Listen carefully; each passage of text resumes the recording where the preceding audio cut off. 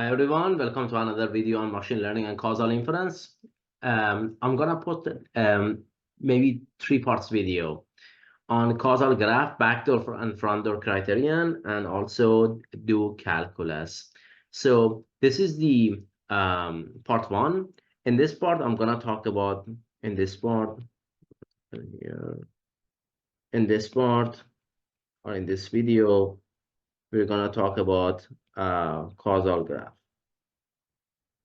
And the idea is that we don't want to bore you with this concept in all-in-one video. And it's also easier to manage. And this is gonna be part 1. Part 2 is gonna be backdoor and front door criterion. And part 3 is gonna be do calculus. All right, it's actually super important to follow this natural hierarchy here or natural order, because if you don't have experience on the causal graph or what is the concept of backdoor, what's the concept of a confounder, you're going to be completely lost. All right, so what's the motivation for this video? You see, in my PhD, I study causal inference and I study the causal graph. And then I study potential outcome, and also then I study epidemiologist approach for the James Robbins as well. And I realized that when I go to the industry, when people talk about causal inference, they don't actually mean causal inference. They mean experimentation, A/B testing, which is very basic because in A/B testing, the causation and correlation are more or less the same exactly. If the A/B testing is done correctly, randomization is done correctly. But the same thing in RCT, randomized controlled trial. The power of causal inference comes from observational study, really. Now, it's not in all the industry, but usually if economists use causal inference, they mean potential outcome. If computer scientists are in charge, they usually mean causal graph. And if epidemiology is going to be a combination of both of them. So there are 2 major components or frameworks in causal inference. Right now is potential outcome, PO, and causal graph. This is a concept of a structural causal model. All right. So this potential outcome was developed by Donald Rubin. And a causal graph is developed by Julia Perl.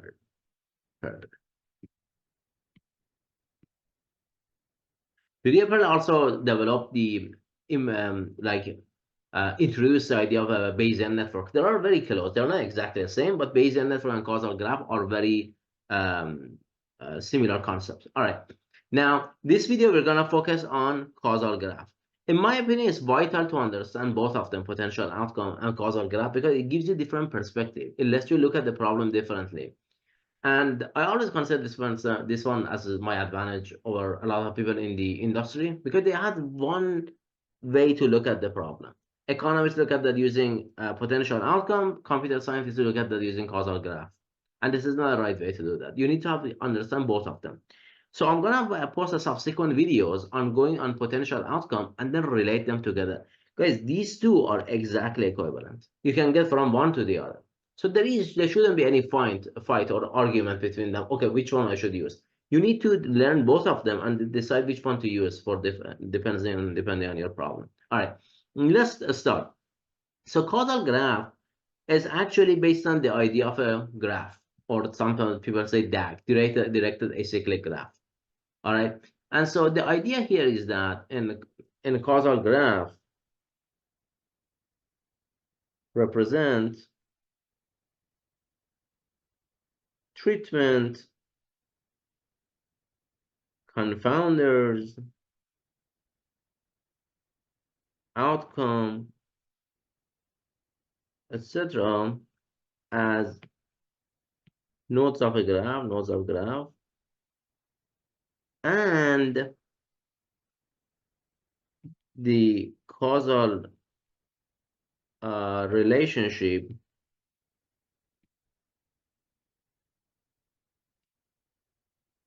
between them is shown as directed edges between them. All right. So the idea here is that we need to have some definition here, and we need to see what we are trying to do in the language of causal graph. But let's take a look at a very simple graph here. X is causing Y. All right. So here, for example, we say X is treatment and Y is the outcome. So X is causing Y. Here we say X causes Y. This means that there is an arrow edge, directed edge from X to Y. So this means that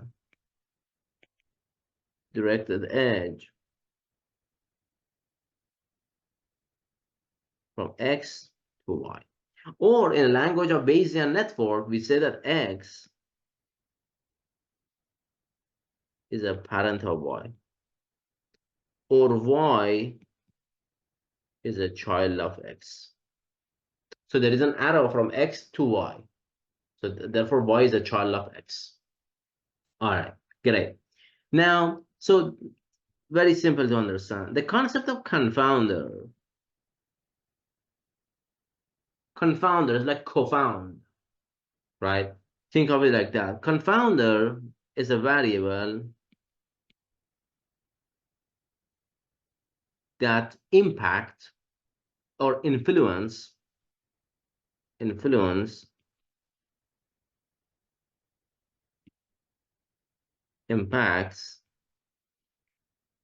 both treatment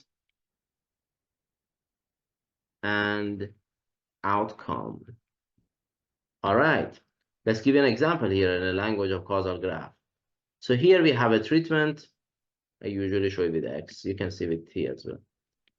And then here Y, and then Z is confounder. See, confound. There is so here in this graph, see Z impacts or causes both X and Y. It doesn't have to be the direct edge between them. It can be Z in the I give you another definition of the better definition. But for now, you see that Z is a parent of both X and Y. All right, it's a simple definition here. For this graph, it works, right? So in a sense, X causes both X and Y. Confound both of them. Interacts with both of them. Influences, impacts both of them. All right. So now let's formalize this definition better. Backdoor. Backdoor path.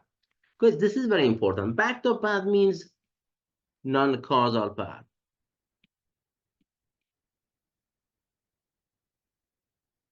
So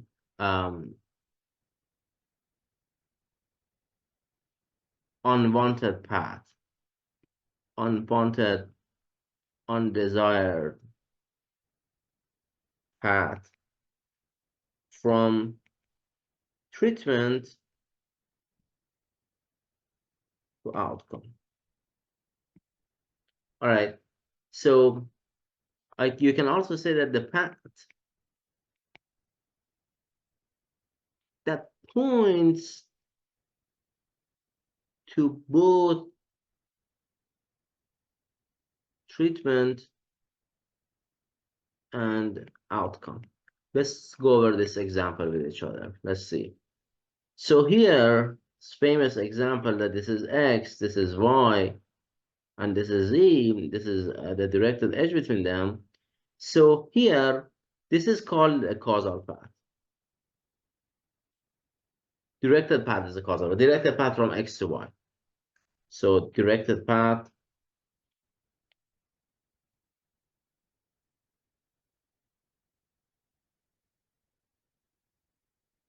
from X to Y, or from treatment to outcome.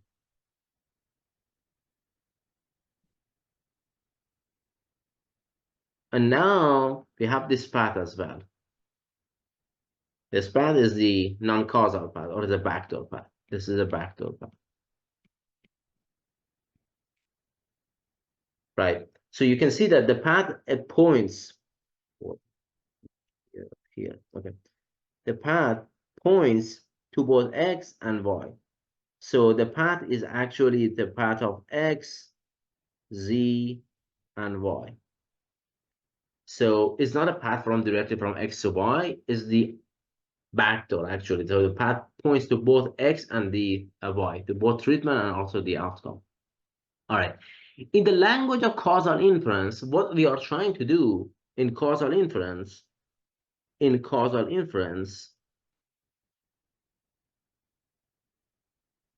we are trying to block as many as many backdoor paths as possible, as many backdoor paths as possible. Why? Because this backdoor path will result in a bias estimation. Why? Because I'm trying to find the impact of x on y through this directed path. That's all I'm trying to calculate, this one. But this backdoor path gives me another effect as well that I'm not looking for. So you're trying to block as many backdoor paths as possible. All right. Now let's have a better appreciation for the concept of confounder. Remember I told you about confounder? Okay. Confounder, we define that as any variable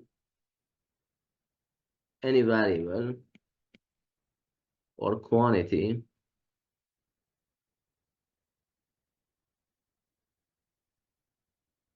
that reside in a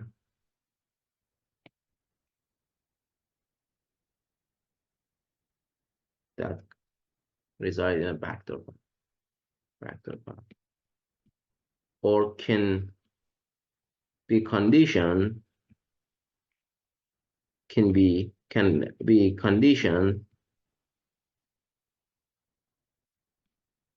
to control, or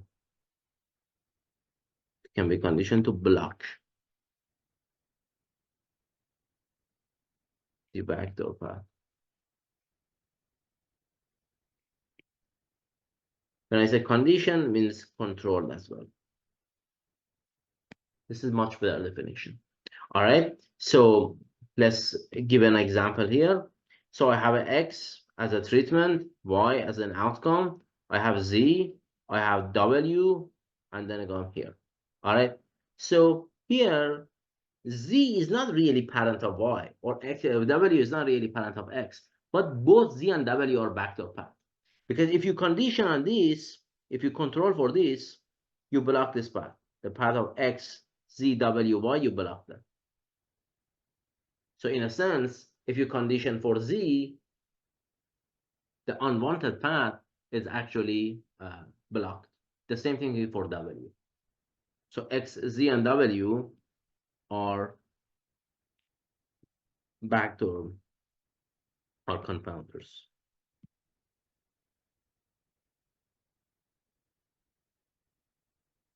Great. So now we have this definition. Great. Now let's define the concept of how do we formalize when we want to find the impact of x and y? Okay, so let's say that we go to this famous graph again, x, y. We want to see then what's the impact of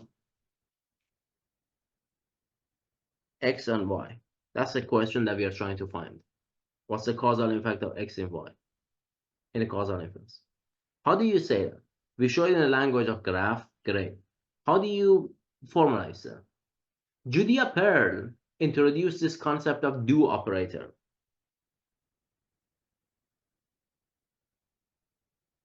Right? Do operator. Now, let's give you some a little bit of prerequisite information here. You see, in your probability classes, you guys all have seen the concept of conditional probability. So let's say you have seen the probability of y given x. This is the conditional probability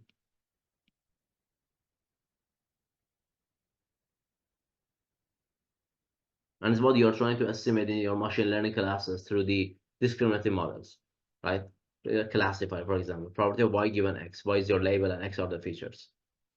This conditional probability is like a correlational approach. It's a correlational idea. It's not causation. So Pearl, in a ladder of causation, defined this probability of y given x as a seeing. Probability of y, obtaining the outcome y, seeing x. That's the first ladder of causation. This is where your machine learning practices located usually, right? This is like a discriminative model. Probability of y label given the features. All right. So we are not in the causal inference domain. But then we have this is called seeing in a ladder of causation. If you want to learn more about that, definitely study Book of Y. Very, very readable book. And it's not, does not contain any mathematical jargon. It gives you some intuition what is causal inference. And this ladder of causation also is mentioned there. All right. Now, the second step in the ladder of causation is intervention. And this is the heart of causal inference, guys. Intervention. This is where the do calculus is. Do calculus. All right. So here we write probability of y given do x. What does it mean? Meaning that I'm going to go ahead and do intervention on a graph. I'm going to go ahead and set the value of x to little x. Control for that. Block this or set this value to a specific value, right? It's not seeing that. I want to intervene. So let's say that in machine learning, you have set of features and you train a random forest, XGBoost, deep learning, whatever model you like, based on a given set of features you have. In an intervention, what you say is that, you know what, I want to set the age to a specific age. I want to set this value of feature to a specific feature. Intervene. I want to give a certain treatment. Intervention and treatment are the same. All right. So in a language of that, you say that probability of y given I intervene or given intervention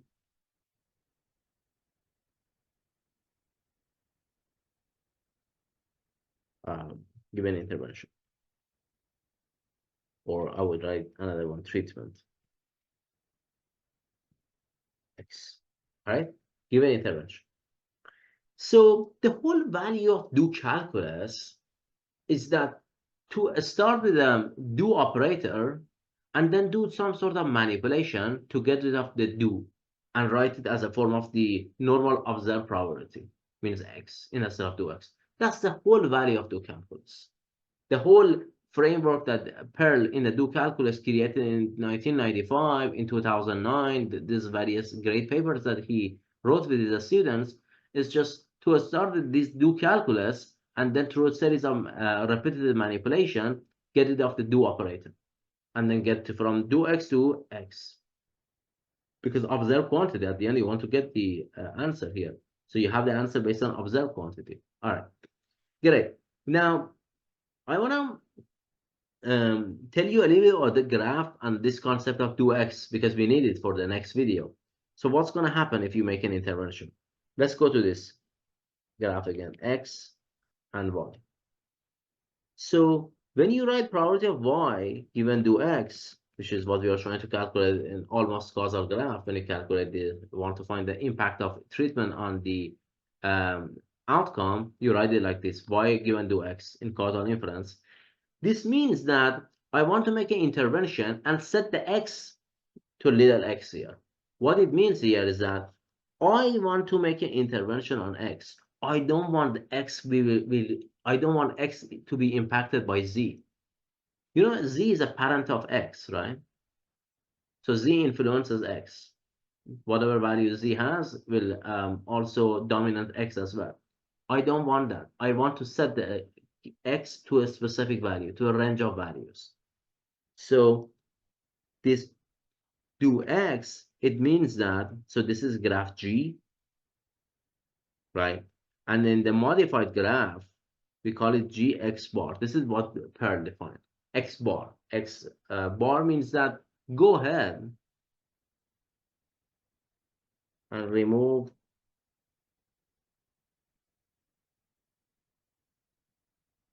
all edges going into X. I will write it better. Modified G by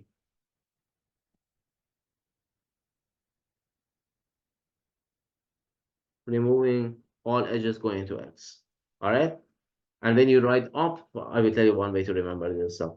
So Z, X, Y. That's it. This is gonna be the new interventional graph. We remove all the parent of the edges coming from the parent to the X, right? We remove all the edges going into the X. That's called interventional graph.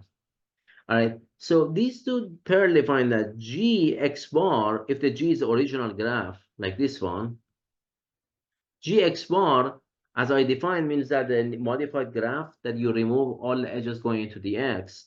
And the way to remember that is that the bar is at the top of the X. So think of the top as a parent.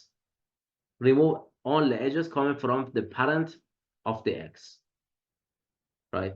So parents are usually edge going into the X, means top of that. Think of it like that.